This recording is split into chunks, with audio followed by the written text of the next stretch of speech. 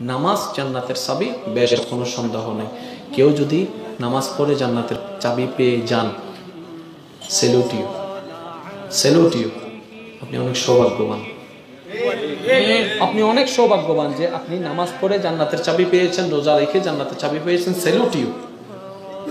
কিন্তু নিজেকে একটা প্রশ্ন করে দেখবেন, আমাদের মধ্যে কয়েক ধরনের নামাজি আছে। কেউ নামাজ পড়ে জান্নাত পাওয়ার আশায়, কেউ নামাজ পড়ে জাহান্নামের ভয়ে। আরেকজন নামাজি আছে জান্নাতের লোভও করে না, জাহান্নামের ভয়ও করে না, আল্লাহকে খুশি করার জন্য নামাজ পড়ে। কয় ধরনের নামাজি পাইলাম?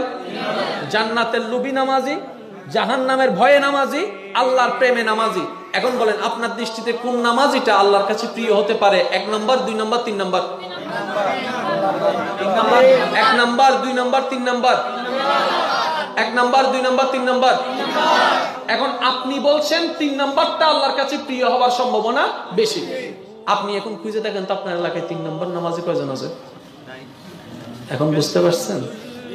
নামাজ জান্নাতি, সন্দেহ নেই, কিন্তু বেদালটা আমরা লাগাই ফেলছি। মনে রাখবেন, জান্নাতের লোভও নামাজ পড়বো না, জাহান্নামের ভয়ও নামাজ পড়বো না। আমরা বান্দা। আমরা কি? নামাজের হুকুমদাতা। আমি সকলের কাছে অনুরোধ করছি এই কথাটা একটু মন দিয়ে শ্রবণ করবেন আল্লাহর ওয়াস্তে, যাতে আমাদের পরিশ্রমটা সার্থক হয়। সবাই চাই পরিশ্রমটা সার্থক হোক, বেতনটা আমরা পাই, ঠিক না? আমরা সবাই বান্দা, নামাজের হুকুমদাতা আল্লাহ।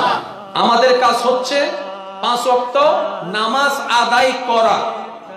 না জান্নাত পাওয়ার আশায় করব, না জাহান্নামের ভয়ে করব। আমরা কেন করব? আমার মাওলা হুকুম করেছেন, বান্দা নামাজ পড়। আমি নামাজ পড়ার চেষ্টা করছি, পড়ছি নয়, চেষ্টা করছি। বিনিময়ে উপহার স্বরূপ কিছু দিবে নাকি দিবে না সেটা আমার দেখার বিষয় নয়, সেটা আমার মাওলা দিবে। এটা আমার চিন্তার বিষয় নয়। আমার মাওলা মন চাইলে দিবে, মন চাইলে দিবে না, এটা মাওলার ইচ্ছা। আমি ওইটা নিয়ে করব না। আমি একক তো পড়বো, পড়ার মতো পড়বো। বান্দা হিসেবে আল্লাহর হুকুমটা আদায় করার চেষ্টা করব।